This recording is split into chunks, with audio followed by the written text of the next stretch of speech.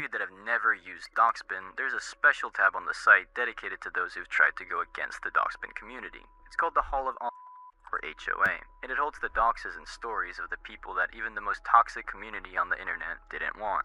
So yeah, today we'll be looking at the dox of a former owner of the website. Basically, in November of 2021, the site was sold by the current owner, known as KT. Then 3 months after the sale, him and the buyer had a falling out, due to the site having been ruined. And this argument ended up with KT buying the site back for around 20% of what he sold it for. After the incident, our protagonist ended up losing almost 300 bitcoins, or $14 million in stolen SimSwapper funds. Not even that, he was also arrested for all of his little misdemeanors, and is still facing trial. Now, obviously there's a lot of details missing here, but we'll get into that in a moment. For now, let me introduce you to Arion Kurtaj, aka White. He originally started his internet presence being obsessed with Minecraft servers, and fantasizing about being the next big hacker. He later became friends with Miku and other young people, forming a group called Infinity Recursions in early 2021.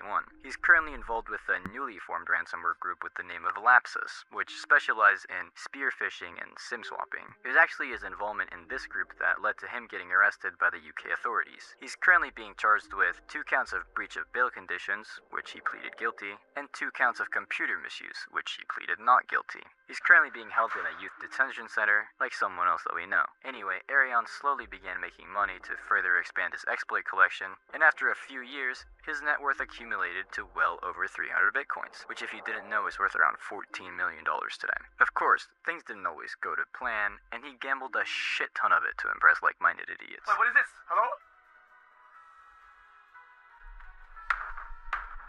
The rest was then left in an open RDP, which was then compromised.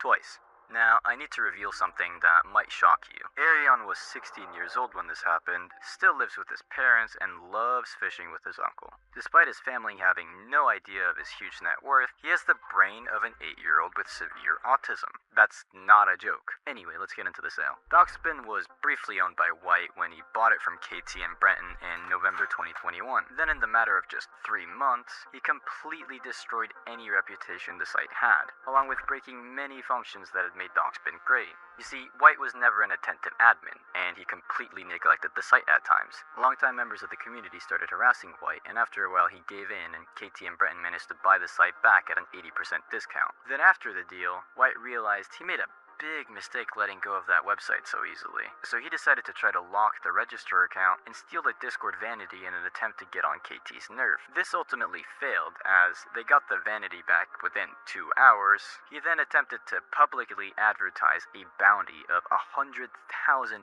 for KT stocks on the main DoxBin Twitter. But not even 5 hours later, KT gains access to the Twitter account to start mocking White on his very awful internet security and OPSEC skills. However, KT didn't have the ability to change the email or password on the account, so the only option left was to forcefully suspend it. After this, White proceeded to drop the entire DoxBin database, which ultimately cost him $75,000.